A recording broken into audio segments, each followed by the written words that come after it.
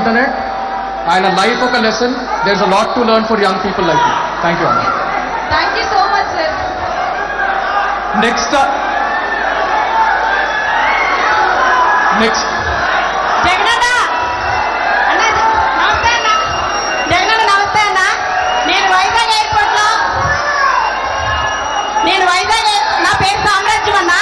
నేను వైజాగ్ ఎయిర్పోర్ట్ లో fusion food సంబంధించి కోడికత్తి సీను చేసిన దానికి సంబంధించి ఎయిర్ క్యాటరింగ్ లో చీఫ్ సెక్యూరిటీ ఆఫీసర్ గా చేస్తున్నానన్న. నేను అప్పట్లో వాళ్ళు తెలియదు టీడీపీ వాళ్ళని చెప్పి తెలియకనే నేను రిక్రూట్మెంట్ చేస్తే వెళ్ళున్నానన్న. నేను జరిగింది ఏంటంటే ఎప్పుడైతే నేను జగనన్న అభిమానం తెలిసిందో అప్పటి నుంచి వాళ్ళు నన్ను సస్పెక్ట్ చేస్తూ మీరు నన్ను ఏదో ఇన్స్పైర్ చేసి పెట్టారని నన్ను ఫస్ట్ నుంచి హెరాస్మెంట్ చేసుకుంటూ వచ్చారన్న. అక్కడికి టీడీపీకి సంబంధించిన నాయకులు కానీ, ఆ సిఎస్ వేణుగోపాల్ కానీ, చంద్రబాబు నాయుడు కానీ, లోకేష్ కానీ, బాలకృష్ణ కానీ ప్రతి ఒక్కరు, హర్షవర్ధన్ అందరూ అక్కడ కూటమిలాగా ఉండేవాళ్ళు అన్న. అక్కడ ఉన్నప్పుడు అక్కడ జరుగుతుందంతా నేను చూస్తా ఉన్నానన్న. యాజ్ ఏ సిఎస్ గా బీసీఎస్ రూల్ ప్రకారం ప్రతిదీ జరగాలని నేను ఉంటే ప్రతిదాన్ని అవాయిడ్ చేసి నన్ను సస్పెక్ట్ చేసి పక్కన పెట్టేశారన్న. పెట్టేసి ఏదో ఒక రకంగా నన్ను హెరాస్మెంట్ చేస్తూ నేను దొంగతనం చేశానని నా మీద దొంగతనం కేసు కట్టి ఎయిర్పోర్ట్ డైరెక్టర్కి నా మీద దొంగ కేసు పెట్టించారన్న. పెట్టించిన తర్వాత వేణుగోపాల్ అయితే నిన్ను ఎక్కడా ఉండనేను అని చెప్పి నాకు సవాల్ చేసి నా మీద వార్నింగ్ ఇచ్చున్నాడన్న. ఆ తర్వాత నేను ఈ హెరాస్మెంట్ భరించలేకపోతున్నానని చెప్పి రిజైన్ చేసి బయటకు వచ్చేసి వేరే ఎయిర్లైన్స్ నేను ఇనాగ్రేట్ చేసి నేను ఆఫీస్ ఓపెన్ చేశానన్న. సేమ్ వైజాగ్ ఎయిర్పోర్ట్ లోనే. మీ మీద దాడి జరిగిన తర్వాత మేము ఉంటున్న అపార్ట్మెంట్ దగ్గరికి వచ్చి మేము ఉన్నామని ఎంక్వైరీ చేసి మా అపార్ట్మెంట్ చుట్టూ నెల రోజులు తిరిగారన్న. ఈ దాడి నేను చేపించాను, మీరు నన్ను అక్కడ పెట్టి మీ మీద నేను చేపించానని నాతో చెప్పించడానికి నన్ను చాలా రకాలుగా హెరాస్మెంట్ చేసి మా ఫ్యామిలీ అంతా మమ్మల్ని హెరాస్మెంట్ చేశారన్న వాళ్ళు. అయినా కూడా మేము ఏంటంటే డిసిప్లిన్ ఉండాలని బయటికి రావడానికి భయపడి పిల్లల్ని తీసుకొని ఫ్యామిలీ అంతా మేము షిఫ్ట్ అయిపోయి వెళ్ళిపోయామన్నా రిజైన్ చేసి. కానీ ఎయిర్పోర్ట్ లో ఎప్పుడైతే మీ మీద దాడి జరిగిందో అప్పటి నుంచి నేను చేస్తున్న ఆఫీస్ కానీ మొత్తం తీపిచ్చేశారన్న. ఆ తర్వాత వచ్చి అక్కడ జరుగుతున్న ప్రతి మీటింగ్ కూడా నేనేదో మీకు క్యారీ చేస్తానని నన్ను సస్పెక్ట్ చేసి క్యారీ చేస్తున్నట్టుగా వాళ్ళు ఊహించుకొని నన్ను పూర్తిగా ప్రతి మీటింగ్ కి అవాయిడ్ చేసి నన్ను పూర్తిగా అక్కడి నుంచి ఆపేశారన్న. ఆ తర్వాత నేను వచ్చేసానన్న. బయటకు వచ్చేసిన తర్వాత నేను మా ఇంటి దగ్గర ఉంటూనే అన్ఎంప్లాయ్మెంట్ లోనే ఉన్నానన్న. 5 years నుంచి నాకు ఏ జాబ్ లేకుండా నన్ను హెరాస్మెంట్ చేసి నన్ను ఏ రకంగానే ముందుకు రానిలేదన్న. ప్రతి చోట నా మీద రోబరీ కేసు ఉందని లేకపోతే ఇంకోటి అని కావాలని నా మీద ఇది చేసి ఈ అమ్మాయి వాళ్ళకి కోవర్ట్ అని కూడా నన్ను చాలా హెరాస్ చేసి అన్ని చోట్ల పొల్యూట్ చేసి ఎక్కడా జాబ్ రాకుండా చేశారన్న. అయినా నేనేం బాధపడలేదు. ఆ రోజు నా నుంచి జాబ్ అయితే తీయగలిగారేమో కానీ జగన్ అన్న నా గుండెలో నుంచి మాత్రం తీయలేకపోయారన్న వాళ్ళు ఎవరు. ఈ రోజు బోండా ఉమాగాడు చేసిన ఆ పని చూసిన తర్వాత నేను నా ఫ్యామిలీ ఏమైపోయినా పర్లేదని చెప్పి నేను ముందుకు వచ్చేసాను. ఆ రోజు జరిగింది కళ్ళాల ప్రత్యక్ష సాక్షి నేనే. అక్కడ జరుగుతున్న ఒక దరిద్రమైన ఆ కూటమంతా, లోపల జరుగుతున్న చీకటి ప్రపంచం అంతా ఐ విట్నెస్ నేనన్న.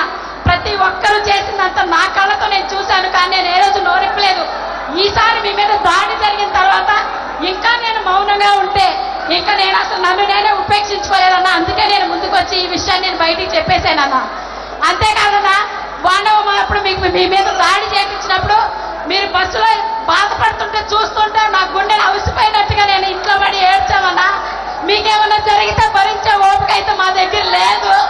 నిజంగా ఏం జరిగినా మీరు ఎప్పుడు బాగుండాలి. మీ కాళ్ళ దగ్గర దరిదాపుల్లో కూడా ఎప్పుడు కూడా మహాకూటమైనా కూడా మీ దగ్గరికి రానియు. అందరి తరిమి కొడతామని చెప్తామని తెలియజేస్తానా. మీరు బాగుండాలి. ఎప్పుడు మీతో కలిసి ఈ యుద్ధంలో ధైర్యంగా పోరాటానికి మేమంతా సిద్ధం అని చెప్పి మీకు తెలియజేస్తానన్నా. నేను మీ చెల్లినన్నా, మీరంటే నా పంచ ప్రాణాలన్నా. మీ అందరికీ మీరెప్పుడు బాగుండాలని దేవుడు కోరుకుంటానన్నా. ఈ యుద్ధంలో మీతో కలిసి మేమందరం కలిసి సిద్ధమన్నా. ఎంత అబ్యూస్ చేసినా, మమ్మల్ని ఎంత బాధ పెట్టినా మాటలు చెప్పలేనంత విధంగా సోషల్ మీడియాలో మా గురించి పోస్టులు పెడుతున్నా కూడా మేము పట్టించుకోలే. మాకు కావాల్సింది మీరు. మీ గురించి మేము ఎప్పుడు అలాగే భరించాలనుకున్నాం. మేము పట్టించుకోలేదన్నా. మీరు బాగుంటారు. మళ్ళీ మీరే సీఎం అన్నా. జై జగనన్న, జై జగనన్న, జై జగనన్న.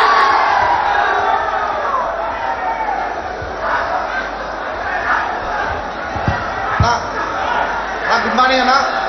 నా పేరు మల్సాని అనిల్ కుమార్ రెడ్డి అన్న. మా తమ్ముడి పేరు మల్సాని భరత్ కుమార్ రెడ్డి అన్న. నేను అన్నమయ్య జిల్లా రాయచూడి నియోజకవర్గం ఒక్క నిమిషం నుంచి ఇక్కడ వచ్చా అన్న. ఒక్క నిమిషం తల్లి, మీ పేరేం పేరమ్మా? అన్న సుచిత్ర అన్న, సుచిత్ర. ఒకసారి కేన్ ఒకసారి చిదానంద్ ఒకసారి అటాచ్ చేసుకోండి. అన్న నా పేరు కోట సామ్రాజ్యం అయితే నన్ను సోషల్ మీడియా అన్ని నిత్యం శుచి అన్న నా పేరు. అమ్మా సీఎం సోషల్ మీడియా పరంగా ఎవరైనా కూడా హెరాస్మెంట్కు లోన్ అవుతే, సోషల్ మీడియా పరంగా ఎవరైనా కూడా హెరాస్మెంట్కి లోన్ అవుతే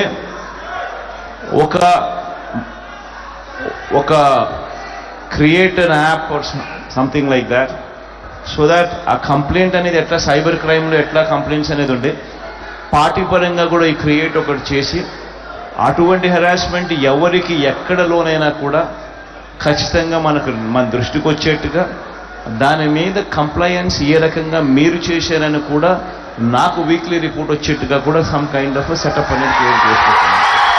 వెరీ అవసరమైన పని ఇది కూడా. మీ అందరికీ కూడా నేను ఒకటే చెప్తా ఉన్నా, అవతల వాళ్ళు మన మీద దాడి చేస్తా ఉన్నారు అని అంటే ఒక సుచిత్ర మీద కానీ, లేకపోతే ఒక గీతాంజలి మీద కానీ, లేకపోతే ఇంకొకరి మీద కానీ, లేదా సాక్షాత్తు నా మీదనే ఈ మాదిరిగా దాడి చేస్తా ఉన్నారు అని అంటే దాని అర్థం ఏమిటి? దాని అర్థం విజయానికి మనం అంత చేరువుగా ఉన్నామని, దాని అర్థం విజయానికి వాళ్ళంత దూరంగా ఉన్నారు అని. ఇది వాళ్ళ ఆక్రోశము, ఇది వాళ్ళ అజీర్ణత అని చెప్పాలి. అన్న నమస్తే అన్న. నా పేరు మల్సాని అనిల్ కుమార్ రెడ్డి అన్న. మా తమ్ముడి పేరు మల్సాని భరత్ కుమార్ రెడ్డి అన్న. నేను అన్నమయ్య జిల్లా రాయచూడి నియోజకవర్గం గాలివీడి నుంచి వచ్చా అన్న.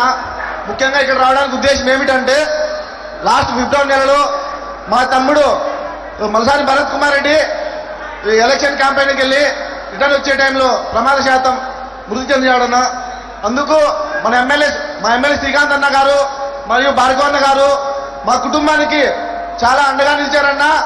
మా తమ్ముడు 24 గంటలు ఎప్పుడు పొద్దున్న లేచినప్పటి నుంచి పడుకున్నంత వరకు జగన్ జగన్ జగన్ అంతే అన్న. మీ పేరు తప్ప ఇంకా 24 గంటలు మేము ఇంట్లో పూజించే టైంలో కూడా ఎప్పుడు దేవుడిని పూజిస్తాము. దాంతోపాటు మీకు రాజశేఖర రెడ్డి గారికి ఎప్పుడు పూజిస్తామన్న. రోజు మీరు బాగుంటే మేము బాగుంటాం, మన రాష్ట్రం